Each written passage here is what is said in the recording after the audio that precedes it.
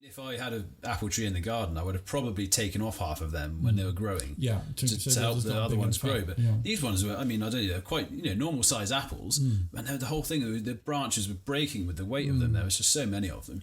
The problem is because they're wild, we don't know what they taste like yet. And you've got to wait another year. I mean, when we ate them, they tasted. A bit like Braeburn, I suppose. Yes, but they weren't the same. They're a bit drier.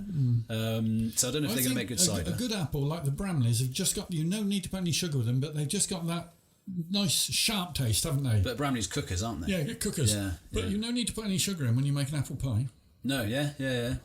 Well, it wasn't Bramley's. It was another cooking apple. I made cider out of that this year as well. I wouldn't suggest a good idea to make cider out of cooking apples. Well, it's good for. I used it in mulled cider, and you add all the cinnamon stuff in it, and it just tastes like liquid apple crumble, I suppose, at that point. Yes. As we had so many cooking apples, there's only so much you can freeze and eat in one go. And I thought, well, you can make cider out of apples. Why not try it? Down in Sanford St Martin, a village just the other side of us, they in the past they've hired this apple juicer for the day on the Sunday, and you just rock up with your apples, a few bucketfuls or whatever, and feed them through, and you can pasteurise it and it'll keep or freeze it, but it's good for 24, 36 hours. It looks like puddle water because it goes brown, doesn't it? Well, but it tastes absolutely beautiful. If you can just keep it green, it would look a bit more appetising. Well, I that was the first year I've done cider with a press, because I bought a press from Germany. Oh yeah. Problem is it's hand done, and considering it's German, it's really badly designed because the handle keeps slipping out.